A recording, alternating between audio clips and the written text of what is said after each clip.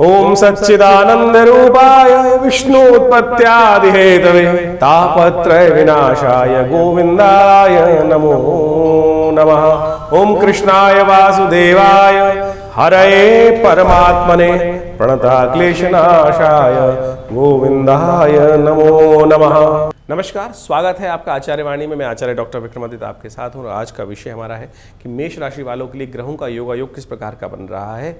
सितंबर के अंतिम भाग में ग्रहों का योगायोग जो बन रहा है वो आपको समझना चाहिए। 24 तारीख के ग्रह नक्षत्र क्या कह रहे हैं। 24 तारीख का दिन मंगलवार का अवसर, सप्तमी तिथि, मिथुन राशि में चंद्रमा का प्रवेश होगा 5 बज के करीब 10 बजे के आसपास, और ये सप्तमी का श्राद्ध इस दिन किया जाएगा। और ये जो परिवर्तन रहेगा विशेष तौर पर चंद्रमा का परिवर्तन आपकी राशि के अनुसार से, ये कहीं ना कहीं आपके लिए हिम्मत को जगाता दिखाई दे रहा है, पुरुषार्थ को बढ़ाता दिखाई दे रहा है। और मंगल के साथ चंद्रमा युति करके तृतीय भाव में बैठे हुए हैं। बस ध्यान रखिएगा, थोड़ा सा रक्त संबंधी समस्याएं उत्पन्न करने की योग भी बना सकते हैं। स्वास्थ्य का ध्यान रखते हुए कार्य करने की ज़रूरत है। हो सके तो महामृत्युंजय मंत्र का जप कीजिए, ये आपके लिए बहुत ज़रूरी रहेगा। अननेसेसरी का थोड़ा आलस के कारण से अननेसेसरी थोड़ा वजन भी बढ़ता दिखाई देगा, तो ऐसे में ध्यान रखिएगा, थोड़ा वजन का भी कंट्रोल करने का आपको प्रयास करना चाहिए। 20-25 दिन जो है थोड़ा सा आलस इन दिनों ज़्यादा रह सकता है, जबकि समय बता रहा है कि पूरी मेहनत करके लाभ ले योग दिखाई देते हैं। थोड़े से आप कार्य में लेज़ी होते दिखाई दे रहे हैं। लेज़ीनेस को हटाने का मेष राशि वालों या मेष लग्न वालों दोनों ध्यान रखने का प्रयास कीजिएगा। थोड़ा सा आलस इन दिनों ज़्यादा आपके शरीर में आपको परेशान करने के योग बनाता दिखाई देगा। हनुमान चालीसा का नित्य प्रति पाठ करें। 25 तारीख बुधवार का अवसर, अष्टमी तिथि, अष्टमी का श्राद्ध इस दिन रहेगा शुद्ध रूप से। जिनका अष्टमी के दिन किसी भी वर्ष में किसी भी शुक्ल पक्ष या कृष्ण पक्ष में गमन हुआ है, उन पितरों के निमित्त अवश्य तर्पण इत्यादि अवश्य करने का प्रयास करना चाहिए। और जितनी सामर्थ्य हो वो करेंगे तो कहीं ना कहीं लाभ मिलेगा। ग्रह नक्षत्रों का प्रभाव, जैसा हमने कहा, थोड़ा सा ग्रह वीक चल रहे हैं, थोड़ी सी हर चीज़ में हिम्मत जगाने की ज़रूरत है। सूर्य, बुध, केतु ये सारे के सारे छठे भाव में विराजमान है और मंगल की इन पर दृष्टि पड़ रही है। और ये कहीं ना कहीं थोड़ा सा आपके कार्य पूरे ना करने पाने के कारण, देखिए बृहस्पति इतना सुंदर चल रहे हैं, उसके बाद भी आप यदि मन लगा के काम नहीं करोगे ना तो समस्या उत्पन्न हो जाएगी। थोड़ा आलसी प्रवृत्ति को त्यागिए और लगिए, उठिए, जागिए, चलिए। शास्त्र कहता है ना, उत्तिष्ठ जागृत प्राप्त वरान निबोधिता। सफलता के योग हैं। बृहस्पति खुद बैठकर आपके सफलता वाले भाव को देख रहे हैं, तो फिर अब नहीं करोगे तो कब करोगे। थोड़ा आलस त्याग के काम करने का प्रयास कीजिए। कहीं ना कहीं थोड़ा सा मन में संकोच जो है, संकोच को त्यागने की ज़रूरत है। सही दिशा है, सही समय है, थोड़ा इसलिए मन को आप उत्साह के साथ काम करने का प्रयास करेंगे तो अच्छा रहेगा।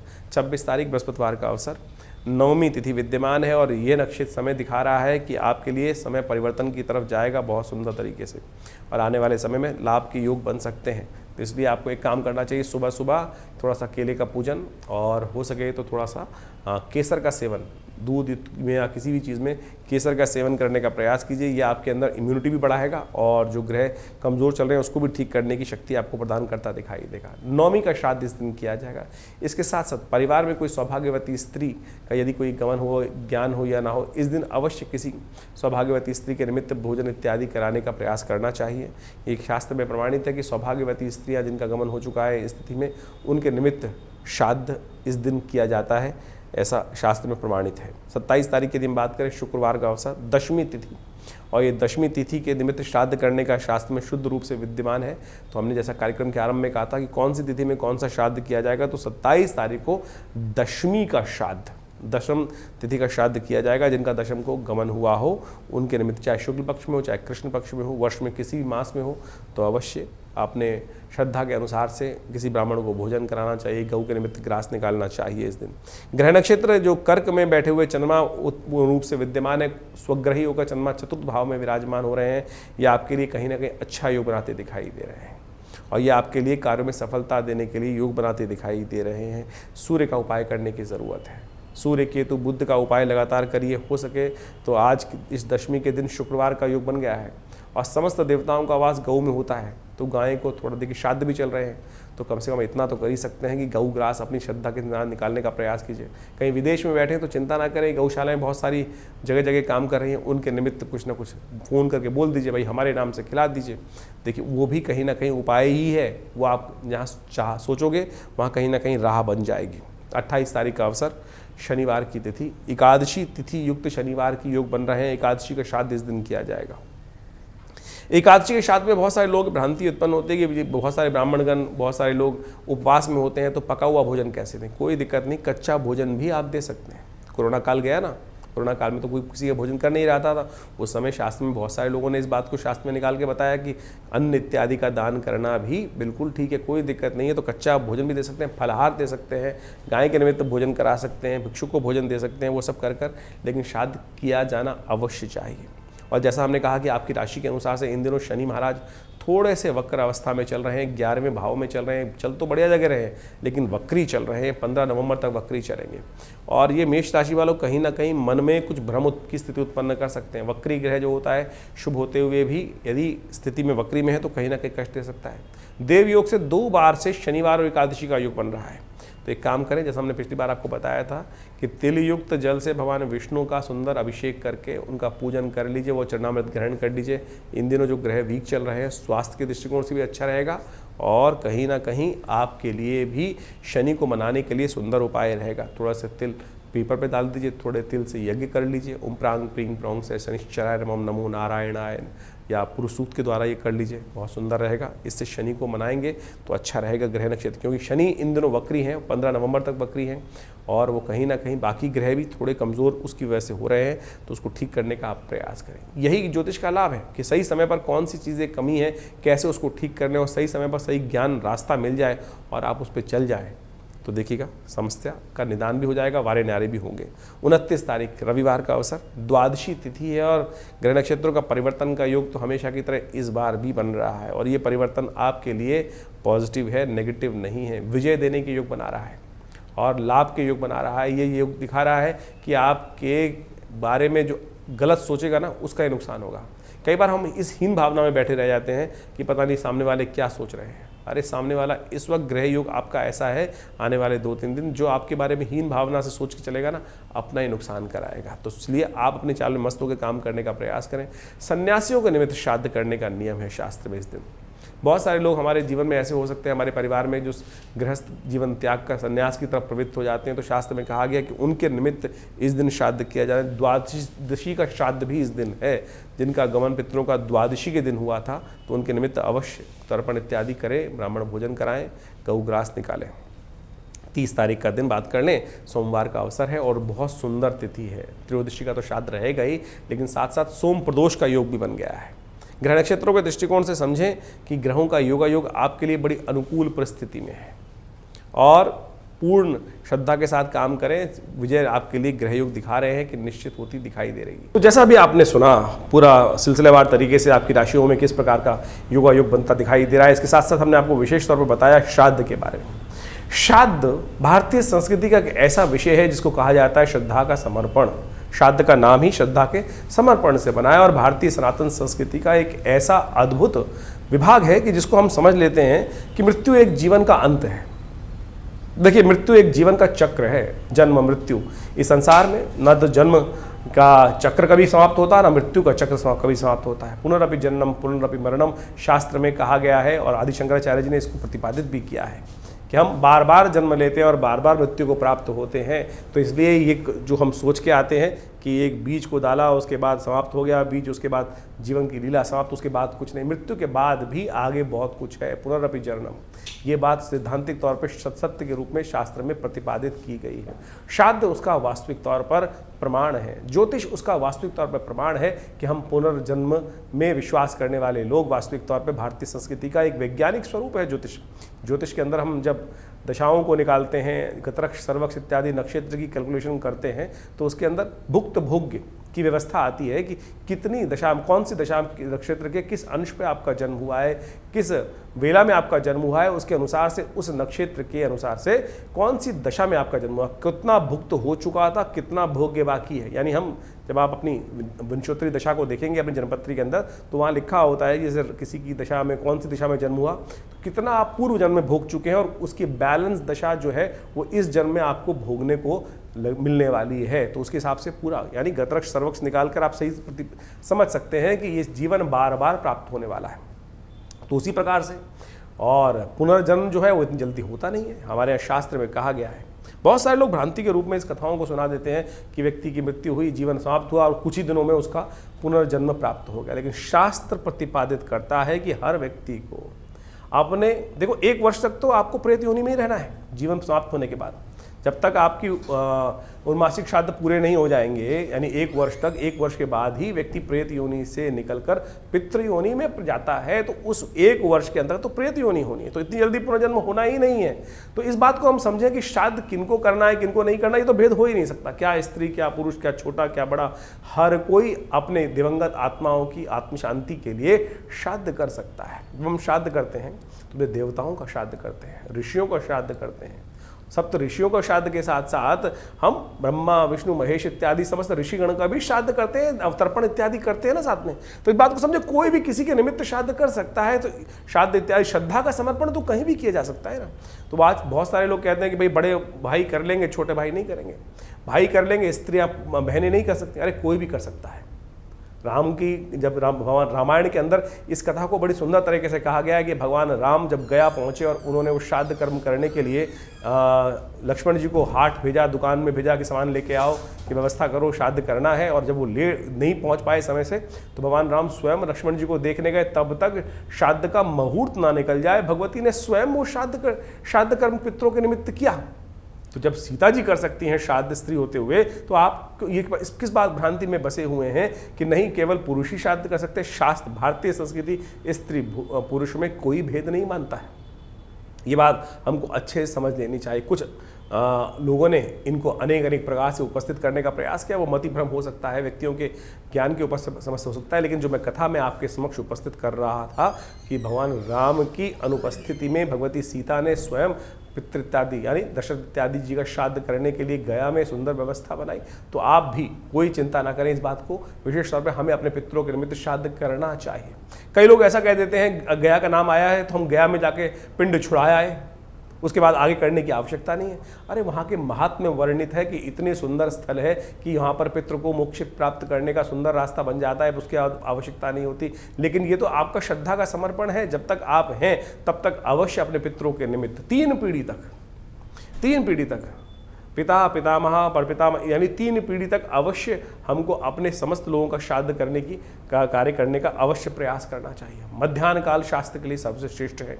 यानी जिस तिथि को मध्याह्न काल में हो, उस तिथि जो मध्याह्न काल में जो व्यापनी हो उस तिथि, उसी में उस दिवंगत आत्मा जो गए हैं उनका श्राद्ध किया जाना चाहिए।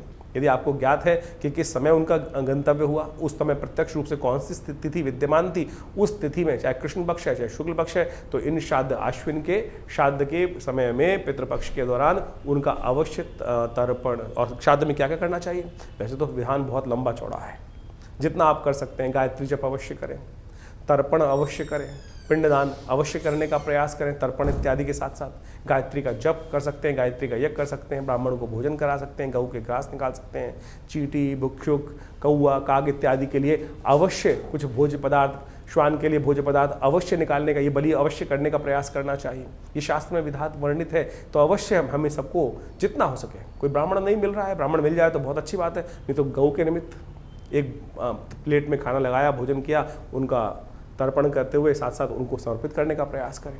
और कोशिश ये करें अवश्य श्राद्ध के साथ। नहीं व्यवस्था हो पा रही तो कोई चिंता नहीं, आप 2 केले भी दान कर देंगे तो भी आपके पितृ आपको आशीर्वाद। बहुत सारे लोग पितृ दोष से समस्या उत्पन्न कर लेते हैं कि पितृ दोष हो गया कुंडली में। अरे पितृ दोष नहीं होता, पितृ ऋण हो सकता है। आप अपना कर्म नहीं करोगे तो पितृ ऋण के रूप में आपके जीवन में वो भार चढ़ता चला जाएगा। ब्याज दर ब्याज के रूप में आपके जीवन में वो ब्याज दर ब्याज, वो ऋण चक्रवर्ती ब्याज की तरह परेशान कर सकता है। लेकिन पितृ आपसे रुष्ट हो, ये बड़ी विचित्र बात लगती है कि पितृ रुष्ट हो गए। बहुत सारे लोग बोलते हैं पितृ रुष्ट। अरे माता पिता किसी से कभी रुष्ट हो सकते हैं क्या?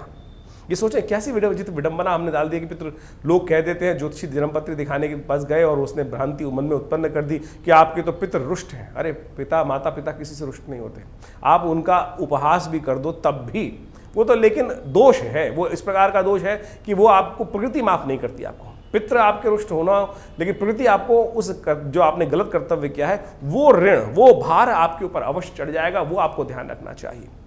तो ये बात प्रकृति के दत्त है। तो आप एक बात ऐसे समझे कि कोई पिता, किसी व्यक्ति ने, बालक ने पिता का उपहास भी कर दिया, शायद पिता उनको माफ़ कर देंगे, लेकिन वो प्रकृति जो है वो कर्म का सिद्धांत जो है वो आपके ऊपर भार के रूप में विद्यमान हो जाएगा। उससे हमें समझना चाहिए।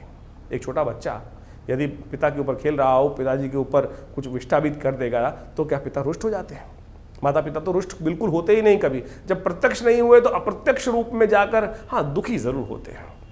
घर में उत्सव चल रहा है, आपने गाना बाना सब कुछ किया, सब कुछ करा, लेकिन अपने पितरों के निमित्त कुछ एक थाली निकाली ही नहीं, उनको याद ही नहीं किया। अरे जिनके बिना हम जी नहीं पाते थे, जिनके बिना हम चल नहीं पाते थे, उनको इतनी विस्मृति हमने भुला दी कि हम उनको भूल जाते हैं। तो हमारे यहाँ भारतीय संस्कृति परंपरा है कि सबसे पहली थाली उनको उनके पितृ के निमित्त निकाल कर मिंस कर और किसी गरीब व्यक्ति को दे दिया। इतना ही तो करना है खाली, और कुछ नहीं तो जल दे दीजिए भाई। हर नित्यपति तर्पण यही नहीं श्राद्ध के अवश्य करें, पितृ निमित्तिक श्राद्ध बोला गया है। निमित्तिक श्राद्ध शास्त्र में 12 प्रकार के श्राद्धों का वर्णन आता है, और जो पावर्ण्य श्राद्ध इस वक्त हम पर्व में कर रहे हैं, पक्ष में कर रहे हैं, पावर्ण्य श्राद्ध के अंतर्गत आता है। और पावर्ण्य श्राद्ध के साथ साथ और ये समझे कि हम सब नैमित्तिक श्राद्ध भी तो करते हैं। नित्य प्रति श्राद्ध करना चाहिए, नित्य प्रति तर्पण करना चाहिए, नित्य प्रति जल देना चाहिए। जैसे सूर्य को जल देते हैं उसी प्रकार से अपने पितरों का ध्यान करते हुए ये देव तीर्थ है, आगे वाली उंगलियां ये पितृ तीर्थ है। अंगूठे और पहली उंगली के बीच का जो तीर्थ है, यहाँ एक लोटा जल लेकर तर्पयन्ताम तस्यै सुधा तस्यै सुधा तस्यै सुधा। यदि स्त्री है तो तस्मै सुधा और पुरुष है तो तस्मै सुधा तस्मै सुधा तस्मै सुधा। ये 2 देवियों का प्रादुर्भाव किया गया है ब्रह्मा जी के द्वारा। स्वाहा नाम की देवी यज्ञ की आहुति देवता तक पहुंचाती हैं, और स्वधा नाम की देवी आपके द्वारा अर्पित किया गया जो जल इत्यादि है, भोज्य पदार्थ इत्यादि हैं, वो आपके पितरों के तक पहुंचाती हैं। तो इसको अवश्य करने का प्रयास करना चाहिए। हमने विवेकानंद योगाश्रम के में एक विशेष व्यवस्था करी है कि इन पितृपक्ष के दौरान में यदि आप घर में किसी कारण से नहीं कर पा रहे हैं या कर पा रहे हैं, पूर्ण विधि नहीं हो पा रही है, गायत्री यज्ञ नहीं हो पा रहा है, तो हम आश्रम से संपर्क साध सकते हैं। आश्रम में पूर्ण व्यवस्था है, पूरा दिन यज्ञ की सुंदर व्यवस्था रहती है। नित्य प्रति 8 घंटे यज्ञ किया जाता है। तो अपने पितरों के निमित्त गायत्री का यज्ञ, तर्पण, ब्राह्मण भोजन इत्यादि समस्त प्रकार से करने की व्यवस्था रहेगी। आप अपने यदि किसी कारण से नहीं हो पा रहा है तो विवेकानंद योगाश्रम से फोन संपर्क साधकर आप अपने समस्त पितरों के निमित्त तर्पण इत्यादि, ब्राह्मण भोजन इत्यादि, गायत्री यज्ञ इत्यादि की सुंदर व्यवस्था, गौ ग्रास की सुंदर व्यवस्था करने के लिए सुंदर आश्रम से संपर्क साध सकते हैं। आश्रम में गौशाला भी है, सब कुछ व्यवस्था पूर्ण विधि के साथ की जाएगी। तो आप सब इन सब श्राद्धों में ऐसा ना करें कि हम सब लोग केवल ये परिपाटी भूल जाते हैं। बहुत सारे लोग तो क्या नई गाड़ी नहीं खरीदेंगे, नए वस्त्र नहीं खरीदेंगे, नया कुछ और समस्याओं कर देते, इतना करके बस छोड़ देते हैं। अरे ये सब तो बहुत भौतिक चीज़ें हैं। मुझे बताइए, आपके नए वस्त्र खरीदने से आपके पितृ रुष्ट होंगे या आप प्रसन्न होंगे? आपके पिता माता पिता आपकी तरक्की को देखकर, आपकी नई गाड़ी को देखकर अरे प्रसन्न नहीं होंगे भाई। ये कहाँ से व्यवस्था चल गई कि केवल गाड़ी नहीं खरीदना, चाँद चल रहे हैं गाड़ी नहीं खरीदेंगे, और फिर नई जनरेशन आती है उनको आप समझा नहीं पाते हैं। तो समझे ये चीज़ नहीं है। वासना युक्त जीवन, हमको ये बात ध्यान रखनी कि वासना युक्त जीवन में नहीं, संयमित जीवन जीते हुए उनको भी याद, उनका श्रद्धा का समर्पण करते हुए हम अपनी आपके सुंदर सौंदर्य जीवन से, आपके आगे बढ़ते हुए जीवन को देखकर आपके प्रति कतई आपसे अप्रसन्न नहीं हो सकते, दुखी नहीं हो सकते। इन सब भ्रांतियों को हटाने का प्रयास करें। आप नए वस्त्र घर में लाएंगे तो अपने पिता के निमित्त भी कुछ लेके आइए ना। हमारे एक मिलने वाले थे, उनकी मृत्यु हो गई और उन्होंने स्वयं आके कहा कि वो जब चले गए तो पंडित जी के लिए कपड़े लाने थे उनको, उनकी श्राद्ध कर्म के दिन। तो वो जो स्त्री थी थोड़े हल्की क्वालिटी के कपड़े ले आई। जब वो पंडित जी को दे रही थी तो उसके बाद ऐसा हुआ कि वो दिवंगत आत्मा ने आकर स्वयं बोला, क्या मैं इतना पैसा समृद्धि छोड़ के गया था, क्या मेरे निमित्त तुम अच्छे वस्त्र भी दान नहीं कर सकते? यही ऐसी ही कथा रामायण में मिलती है। कहा जाता है कि भगवान राम जब अपने पिता के श्राद्ध करते हुए ब्राह्मण भोजन करा रहे थे तो भगवती को उन्होंने बाहर बुलाया। वनवास की स्थिति थी, भगवती नहीं आई बाहर, तो भगवान राम ने ब्राह्मण जी को भोजन कराने के बाद उसके बाद उनसे पूछा भगवती से कि आपको बुलाया, आप आई नहीं। बोले जब आप भोजन करा रहे थे तो मैं साक्षात देख रही थी कि यहाँ पर स्वयं हमारे पितृ उसी रूप में विद्यमान हैं और उनको भोजन करा रहे हैं आप। तो मैं उनको इस अपनी सन्यासी अवस्था में बाहर आकर, सन्यासी वल्कल वस्त्र धारण करे हुए इस अवस्था में आकर उनको दुखी नहीं करना चाहती थी। तो सोचे ये साक्षात इतनी सुंदर कथा शास्त्र में वर्णित है कि हम जो ब्राह्मण को भोजन करा रहे हैं वो साक्षात वही है कि पितृ हमारे घर आकर उसको ग्रहण कर रहे हैं। ये है श्रद्धा का समर्पण। आप ये सोच के बैठे ब्राह्मण भोजन करा रहे, टाइम बार बार देखे जा रहे हैं, कब जाएंगे पंडित जी, कब कितना खाएंगे, कितनी रोटी खाएंगे। ये स्थिति मन में ना रखें। श्रद्धा का समर्पण पूर्ण श्रद्धा के साथ सोचें। आपकी जब पितृ ऋण चढ़ता है ना, जब नहीं आप निवृत्त होते हैं तो कितना भार, जीवन में चलते चलते व्यवसाय में कष्ट, कुछ ना कुछ चलते हुए गलती हुई गाड़ी रुक जाती है, अनेक प्रकार की जो समस्याएं जीवन में उत्पन्न हो जाती है, समझ में ना आ रहा हो तो कहीं ना कहीं सोचना, क्या आपने पितृ ऋण से निवृत्ति का मार्ग सोचा है? ये श्राद्ध जो है, ये वर्ष में जो 16 दिन का दिन आते हैं, ये इसीलिए है कि अपने पितरों को याद रखो। वैसे तो नित्य प्रति करना चाहिए, तो आप इस विज्ञान को, इस अध्याय को सही रूप से समझने का प्रयास करें। हमारा इस चैनल के माध्यम से इन सब विज्ञानों को आपके समक्ष उपस्थित करने का ही एक प्रयास है। और विवेकानंद योगाश्रम इन समस्त कर्मों में आपके साथ रहता है। भी आने वाले दिनों में बड़े विशेष तौर पर नवरात्र आने वाले हैं, और नवरात्रों में भी बहुत विशाल यज्ञ माँ भगवती के सानिध्य में वहाँ रहेगा, उसमें भी आप जुड़िएगा। धन्यवाद, नमस्कार।